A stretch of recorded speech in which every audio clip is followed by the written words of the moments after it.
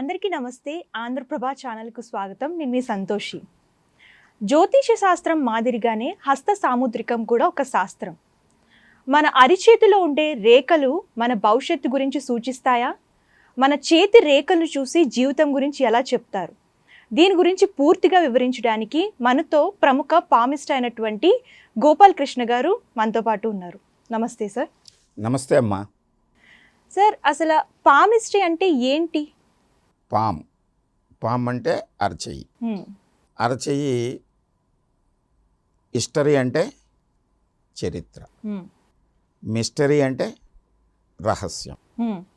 ఈ అరచెయ్యి కలిగి ఉన్నటువంటి వ్యక్తి జీవితం మనకి తెలీదు గనక, గతం ఏం జరిగిందో తెలీదు, ఇప్పుడు ఏం జరుగుతుందో కూడా మనకి, భవిష్యత్తులో మనం రేపు ఏం చేస్తామో తెలియదు. ఇదంతా మిస్టరీ. వీటిని తెలియచెప్పేటువంటి కొన్ని అంశాలను తెలియచెప్పేటువంటిది ఈ అరచెయ్యి. ఈ అరచెయ్యిని మనం చదివి ఏదైనా ఒక హిస్టరీ చదవాలి అంటే ఒక పుస్తకం తీసుకుని చదవాలి. ఎవరి గురించే రాయబడి ఉందో ఆ హిస్టరీ చెప్తుంది. అదేవిధంగా మన గురించి తెలియచేసేటువంటి ఈ మిస్టరీ, ఆ మిస్టరీని మనం ఛేదిస్తే అది హిస్టరీ అవుతుంది. ఇది మిస్టరీ అయినా హిస్టరీ అయినా అరచేయి చెప్తుంది మనకి. పామ్ రివీల్ చేసేటువంటి ఈ మిస్టరీయే పామిస్ట్రీ. అంటే మన జీవితం యొక్క రహస్యం ఇది. అయితే ఈ రహస్యాన్ని తెలుసుకోవడానికి కొన్ని లక్షణాలు ఉంటాయి దీంట్లో. ఆ లక్షణాలన్నింటినీ మనం ఒక్కొక్కటి తెలుసుకుని అన్నిటినీ అనుసంధానించి కోయిన్సైడ్ చేస్తే మన గురించి తెలియజేస్తుంది. మన గురించి మనకు తెలియచేసేటువంటి ఏకైక శాస్త్రం ఒక్క సాముద్రిక శాస్త్రం మాత్రమే. సార్, దీని వెనకాల శాస్త్రీయత ఏదైనా ఉందా, లేదంటే ఒక నమ్మకం మాత్రమేనా పామిస్ట్రీ అంటే? నమ్మకము అంటే ఇది ఒకసారి మనం తెలుసుకున్న తర్వాత అది రుజువు అయితే అది శాస్త్రం.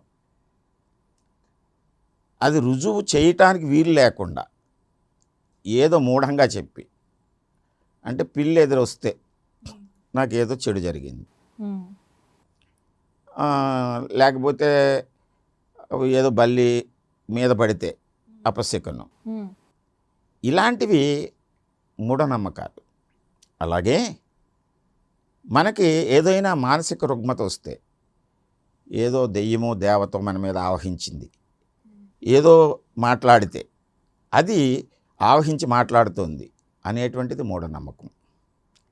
అంతేకాని మీ గురించి మీరు తెలుసుకోవటానికి మీరు అద్దం ముందు నిలబడి మీ శరీరాకృతి, మీ ముఖ కవళికలు ఎలా ఉన్నాయో తెలుసుకుని, ఒకవేళ మీరు ఏ ఫంక్షన్కి వెళ్తున్నారనుకోండి, అప్పుడే నిద్ర లేచి వచ్చారు, అద్దంలో చూసుకున్నారు, అప్పుడు మీ ముఖం మీదే, దీన్ని కొత్తగా ఏమీ మార్చరు. అయితే మన ఫేస్లో ఉన్నటువంటి భావాలకి వాటికి అనుగుణంగా దాన్ని తీర్చిదిద్దుకోవటానికి మనం చేసేటువంటి ప్రయత్నానికి అది మనకు చూపెట్టేటువంటిది అద్దం. అద్దంలో ఎవరిని చూస్తున్నాం? మనల్ని మనమే చూసుకుంటున్నాం, మనల్ని మనం మార్చుకుంటున్నాం భౌతికంగా. అలాగే మనం జీవితంలో అనుభవించేటువంటిది మన యొక్క జీవితం, మన యొక్క భావాలు, మన యొక్క ఆలోచనలు. వాటిని అస్తవ్యస్తంగా ఉంటే, అంటే మన జుట్టు అస్తవ్యస్తంగా ఉంటే అర్థం చేసి చూసుకుని ఎలాగైతే సరి చేసుకుంటామో, ఈ కర్మగతమైనటువంటి అంశాలు మనలో నిక్షిప్తమై ఉన్నటువంటి ఈ అరచేతిని దర్శించడం ద్వారా, తెలుసుకోవటం ద్వారా మన జీవితంలో ఏర్పడేటువంటి కర్మగతమైనటువంటి అంశాలని కొంతవరకు మార్చుకోవచ్చు.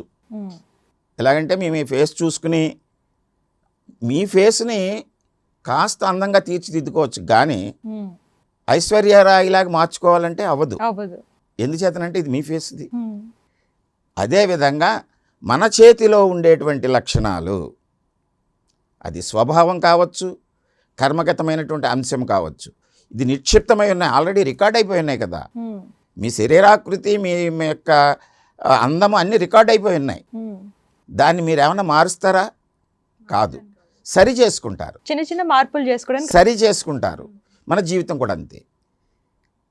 కర్మగతమైనటువంటి అంశాలతోటి ముడిపడి ఉన్నటువంటి ఉమ్, ఈ లక్షణాలు కానీ, ఈ కర్మలను కానీ, భవిష్యత్తులో వాటి మీద వచ్చేటువంటి ఫలితాలను కానీ మనం పూర్తిగా మార్చలేము.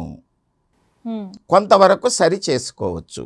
ఓకే, ముందుగా తెలుసుకొని అంచేత ఇది మూఢనమ్మకం కాదు. ఎందుచేతనంటే మనం దాన్ని అన్వయం చేసుకోకపోతే, కరెక్ట్గా తెలుసుకోకపోతే మూఢనమ్మకం అని కొట్టిపడేయచ్చు. దాన్ని పరిశీలించాలి. దానికి కొన్ని ప్రమాణాలు ఉంటాయి.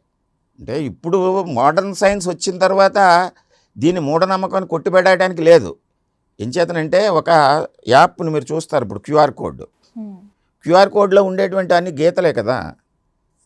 ఈ గీతల్లో ఏముందిలే అంటే కాదు, దాన్ని స్కాన్ చేస్తే అది ఆ కోడ్ దేనికైతే ఎవరికైతే నిర్దేశించబడిందో ఆ విషయాలన్నిటినీ ఏమీ తేడా లేకుండా చూపిస్తుంది.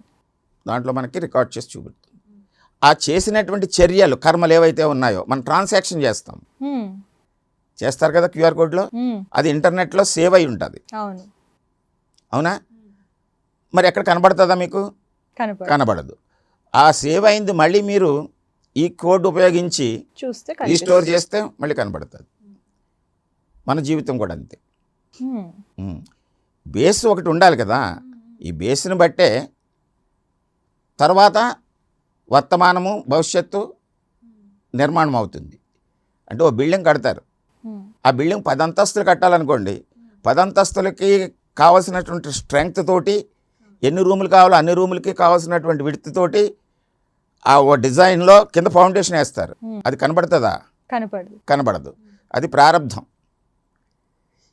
ఎన్ని అంతస్తులకైతే అక్కడ ఫౌండేషన్ వేసి ఉందో అంత స్ట్రెంగ్త్ తోటే ఫస్ట్ ఫ్లోర్ వేశారు మీరు, ఉమ్, సెకండ్ ఫ్లోర్ వేశారు. అవును, కొంతకాలం తర్వాత ఇంకో 10 ఫ్లోర్లు వేస్తారు. 10 ఫ్లోర్లకి సంబంధించినటువంటి స్ట్రెంగ్త్ ఫౌండేషన్లో ఉంటే వేయగలుగుతారు మీరు. ఉమ్, అవి కనబడతాయా? కనపడవు. కనబడవు. అవన్నీ గీతల రూపంలో లోపల ఉంటాయి. ఉమ్, అలాగే మనం పుట్టి పెరిగిన తర్వాత ఎటువంటి అభివృద్ధి చెందాలి, ఎటువంటి అవరోధాలను ఎదుర్కోవాలనేటువంటిది మన ప్రారంధం ఫౌండేషన్లోనే ఉంటుంది. అది కనబడదు. సార్, మీ విలువైన సమయాన్ని మా కోసం వెచ్చించి మా ఆంధ్రప్రభ ప్రేక్షకులకి అందరికీ కూడా మంచి ఇన్ఫర్మేషన్ ఇచ్చారు సార్. చాలా ధన్యవాదాలు. నమస్తే అమ్మా.